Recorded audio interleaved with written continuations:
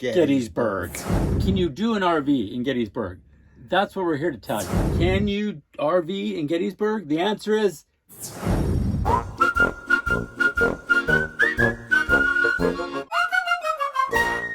okay. One of the things that you will find on most RVers' bucket list is Gettysburg. So if you really want to visit the top historical sites in the U.S., we've done our video on Williamsburg, right. And closely related to that is Gettysburg. Right. Now, how do we get around? What's the RVing experience? I mean, can you do an RV in Gettysburg? That's what we're here to tell you. Yes. Okay. So one of the first decisions that you need to make is, where are you going to stay? If you're like us and you try to be frugal, it is not inexpensive to stay in the campgrounds and resorts around Gettysburg. Right. All right. We will talk about the closest and most convenient. But if you want to try and figure out some free or low cost places, we used our Harvest Host membership and the Battlefield Brewery, I think it was. Yes. Which is actually kind of a cool historic location. It was a really cool location. It was in a former Confederate hospital. It was used during that particular time, that battle, to treat Confederate wounded. And they kept a very authentic feeling inside. I liked it. Yes, and so that was the place, and they had plenty of room to stay. So if you have a Harvest Host membership, it is on the outskirts of town a little bit, so it's not really walkable to anywhere. Right. But it is a free place to stay, or yeah. If you have dinner or whatever. Right. Otherwise, the closest places, there's the truck stop, not the best. No. And then further out, like the closest Walmart's probably about 25 minutes over in Hanover, where you can stay for free. Right. All right. If you don't mind paying to stay, the Artillery Ridge Campground Resort, right there. It's on, I believe it's on the Tawnytown Road. It is the closest, as they say, to history. Yeah, there you go. And yes, it is. It's mighty close to history. Yeah, if you're a walker, you actually could walk. And here's the big thing: if you have a tow vehicle, it's pretty easy to get around, right? Right. It's if you don't have a tow vehicle. Another option is use your bicycles if you got bicycles. Exactly. Gettysburg is also bicycle friendly. You do have to watch certain paved trails, etc. Say no bicycles. Right. So you just gotta kind of plan that out. Right. But we'll tell you a little bit about what we did. So that's probably the best place to stay close to town. They aren't inexpensive, but they do have lots of great amenities, and they do get full during the peak seasons. Right. And off season, you could be there for a month, it looked like. I saw that. Yeah, so, during the winter, they do monthly. Right, so check that out. Yeah. Absolutely. Cool. All right, so where do you start in Gettysburg? Well, I'm thinking that the best place to start is at the Information Visitor Center. Absolutely. And they have all sorts of things going on there. Film, a diorama, a museum. Right. Unfortunately, not a lot of that visitor center is free. Nope. So you will get stuck kind of paying. Yeah. It is also where the bus tour leaves from. Yes. So here's a few options if you're in an RV, right? You can park, and there's a separate oversized lot for buses and RVs, and you can very easily park there. You only can park there during the certain daytime hours, right? And you can just walk right over to the visitor center. We actually walked to the cemetery and some of the nearby areas to see on the battlefield. Right. Because we like to walk. Right. So if walking is an option for you, go for it. Yes. And there is a trail that leads from the visitor center. Nice. Yeah. The other option is right there at the visitor center, they do have group tours, on a bus, and you can purchase one of those. They run, throughout the day, and they'll take you around to all the major sites. They also have tour guides. Yes, and here's one of the questions people ask a lot. Well, I want to hire a guide, but I'm in an RV, so how does that all work? Yes. Yes, that's how it works. I can tell you from having been a tour director and done, bus tours, yes, we would have the guide come on our bus. And if that guide will come on a bus, that guide will get in your RV. Yes, exactly. Mhm. So yes, the answer is you can also do that if you want a private tour and want to hire a guide there and depart from the visitor center. Right. And they would probably be able to guide you also RVing and how to get an RV around places. Exactly. So that's another great point. Mhm. If you don't want to be on your own to kind of get stuck in narrow, awkward places. And there are some. Yeah, and we'll talk about that. So stick around. Mhm. Do not leave. No.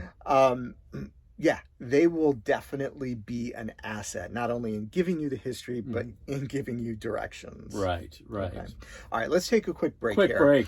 Smash that like button. It helps more people see our videos and our channel to grow. Ring that bell like always. And visit our website, twobearstrekking.com. You'll have access to information about us and also our websites.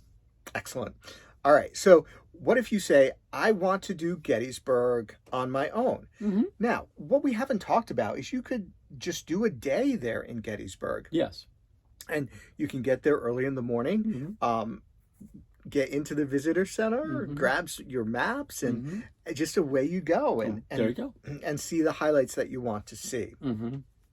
Or you can spend a couple of days like Right. we did. Right. And take a more leisurely pace. Mm-hmm. Okay. Now, where to start?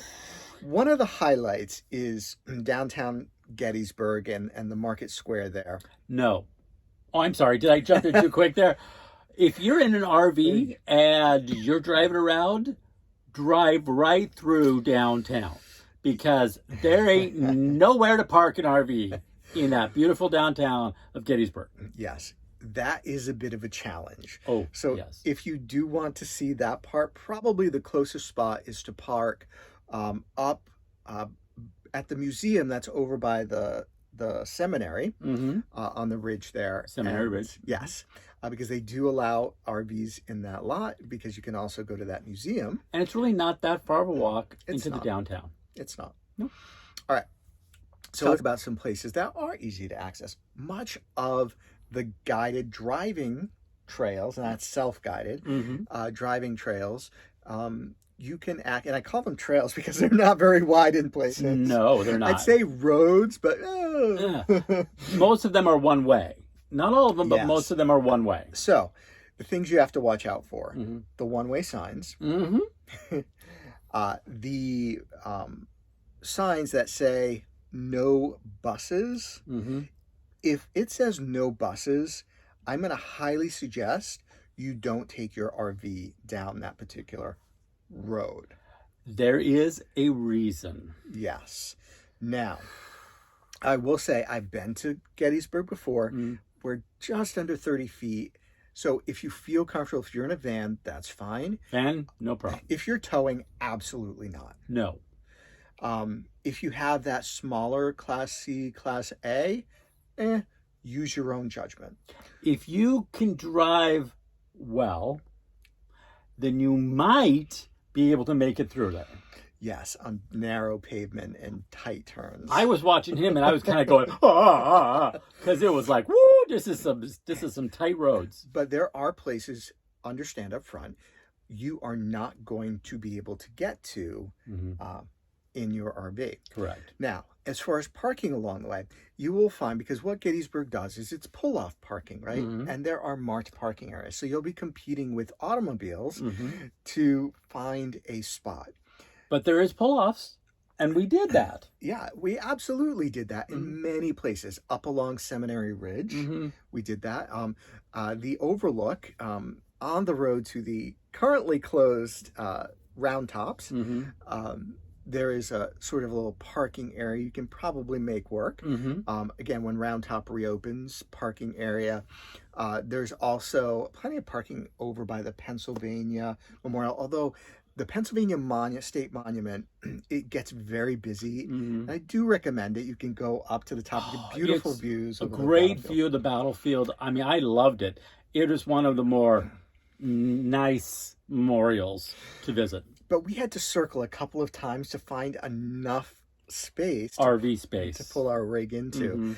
And what about the what is it? Eternal Light?